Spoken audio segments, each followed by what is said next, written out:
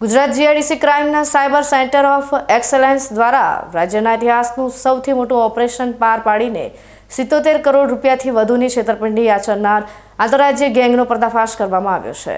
વડોદરા, પાલનપુર અને ગોવા જેવા શહેરોમાં એકસાથે દરોડા પાડીને પોલીસે 16 રીઢા ગુનેગારોને દબોચી લીધા છે, જેમના તાર ઉત્તર ગુજરાતથી લઈને સરહદી વિસ્તારો સુધી જોડાયેલા હોવાનું સામે આવ્યું છે। સીઆઈડી ક્રાઇમ બ્રાન્ચની સ્પેશિયલ ટીમ દ્વારા હાથ ધરાયેલી આ સઘન તપાસમાં ચોંકાવનારી વિગતો બહાર આવી છે કે આ આખું નેટવર્ક ગોવામાં બેસીને સંચાલિત કરવામાં આવતું હતું। આ ગેંગ મુખ્યત્વે મ્યુલ એકાઉન્ટ્સ એટલે કે ભાડે લીધેલા બેંક ખાતાઓ દ્વારા નાણાંની હેરાફેરી કરતી હતી, જેમાં નિર્દોષ અને ગરીબ લોકોને કમિશનની લાલચ આપી તેમના નામે સેવિંગ અને કરંટ એકાઉન્ટ ખોલાવવામાં આવતા હતા। ગેંગના મુખ્ય સૂત્રધાર કિરણ જોશી અને જીતુભાઈ ઠક્કર દ્વારા આખું માળખું ઊભું કરવામાં આવ્યું હતું, જેમાં પાલનપુરના મેહુલ સોલંકી અને મિત શ્રીમાળી જેવા યુવકોની સંડોવણી પણ ખુલ્લી પડી છે। અત્યાર સુધીમાં આ ગેંગ સામે દેશભરમાં અંદાજે 350થી વધુ ફરિયાદો નોંધાઈ છે, જેની તપાસ દરમિયાન 77 કરોડ રૂપિયાના ટ્રાન્ઝેક્શનનો પર્દાફાશ થયો છે। સાયબર સેન્ટર ઓફ એક્સલન્સની ટીમે ટેકનિકલ સર્વેલન્સ અને ગુપ્ત બાતમીના આધારે આ ત્રણેય શહેરોમાં ત્રાટકીને ડિજિટલ પુરાવાઓ અને દસ્તાવેજો કબજે કર્યા છે। પકડાયેલા 16 આરોપીઓ સાયબર ક્રાઇમના માધ્યમથી લોકોની મહેનતની કમાણી હડપ કરી જતા હતા અને આ નાણાં વિવિધ લેયર્સમાં ટ્રાન્સફર કરી પોલીસને ગુમરાહ કરવાનો પ્રયાસ કરતા હતા। પોલીસ તપાસમાં એવું પણ જાણવા મળ્યું છે કે આ યુવકો મોંઘીદાટ લાઇફસ્ટાઇલ જીવવા માટે આ પ્રકારના ગુનાના રસ્તે ચઢ્યા હતા। હાલમાં આ તમામ આરોપીઓની કડક પૂછપરછ હાથ ધરવામાં આવી છે, જેમાં હજુ પણ મોટા ખુલાસા થવાની અને આ નેટવર્ક સાથે જોડાયેલા અન્ય સાથીદારોના નામ બહાર આવવાની પૂરેપૂરી શક્યતા છે। એના આધારે સાયબર સેન્ટર ઓફ એક્સલન્સ દ્વારા 3 ટીમ બનાવવામાં આવી અને 3 જગ્યાએ સાયમલ્ટેનિયસલી રેડ કરવામાં આવી। એક રેડ કરવામાં આવી હતી વડોદરા, ત્યાંથી 5 આરોપીની ધરપકડ કરવામાં આવી। ત્યારબાદ પાલનપુર રેડ કરીને 2 આરોપીની ધરપકડ કરવામાં આવી અને ત્યારબાદ જે પૈસાનું હેન્ડલ કરવાવાળા છે તે ગોવામાં તેમની રેડ કરીને 9 આરોપીની ધરપકડ કરવામાં આવી।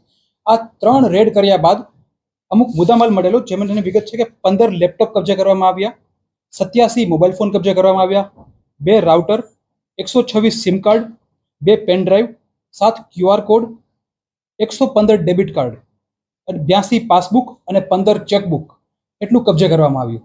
અને આ કબજે કર્યા બાદ જે બધી વિગતો જોવામાં આવી, ઇન્ટ્રોગેશન કરવામાં આવ્યું, ઇન્ટરવ્યુ લેવામાં આવ્યું, તેના આધારે એટલી વસ્તુ ખબર પડી કે કુલ આ આરોપીના જેટલા બેંક એકાઉન્ટ્સ છે તેના દ્વારા કુલ 375 જેટલા સાયબર ક્રાઇમને અંજામ આપવામાં આવ્યો છે સમગ્ર દેશમાં।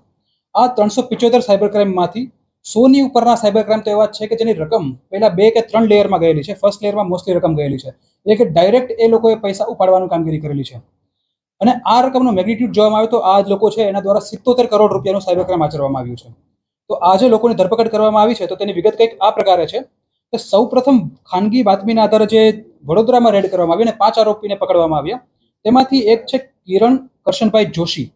તેઓ આ મ્યુલ એકાઉન્ટ નેટવર્ક છે એનું સંચાલન કરનાર છે અને તેમની સાથે સિદ્ધરાજભાઈ શિરવાડિયા એ પણ તેમની સાથે મ્યુલ એકાઉન્ટનું સંચાલન કરે છે। એટલે કે એ લોકો શું કરે છે કે અલગ અલગ જગ્યાએથી મ્યુલ એકાઉન્ટનું કલેક્શન કરે છે।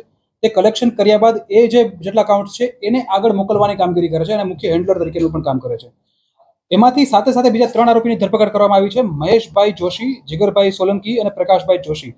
એમની પણ વડોદરાથી ધરપકડ કરવામાં આવી છે અને તેઓનો રોલ એ છે કે તેઓ લોકો પોતાના નામે એક ખોટી પેઢી બનાવે છે। આ ખોટી પેઢીમાં જે પૈસા છે એ પ્રકારે સાયફનિંગ કરવાની પ્રોસેસ કરે છે અને સાથે સાથે અલગ અલગ આરોપી પાસેથી મ્યુલ એકાઉન્ટને કબજે કરવાની પણ કામગીરી કરે છે। તો આમાંથી મહેશભાઈ જોશી છે, તેમણે પોતાના નામે શિવમ એજન્સી નામની ખોટી પેઢી બનાવી છે।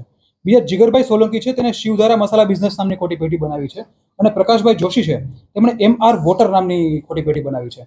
પેઢી તો બનાવી છે, સાથે સાથે મ્યુલ એકાઉન્ટ પણ એમને કલેક્શન કરેલું છે અને આગળ મોકલેલા છે। આમાંથી આ લોકોની વધારે ફર્ધર પૂછપરછ કરવામાં આવતા એ વસ્તુ ખબર પડી કે અન્ય જેટલા જે જગ્યાથી મ્યુલ એકાઉન્ટ્સ મળેલા છે તેઓનું જીનેસિસ જણાય એવું છે પાલનપુર। તો પાલનપુર પણ રેડ કરવામાં આવી અને તેમાંથી 2 આરોપીની ધરપકડ કરવામાં આવી।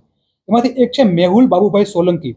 તો તેમણે અનેક મ્યુલના જે હોય છે કે બેઝિક મ્યુલ છે કે તેઓ પોતાના કોઈ રેન્ટ આપે છે, રેન્ટ પર પોતાનું ભાડું આપે છે, તેવા કલેક્શન કરીને આગળ મોકલવાવાળા છે મેહુલ બાબુભાઈ સોલંકી। અને તેમની સાથે હતા મિત રતિભાઈ શ્રીમાળી।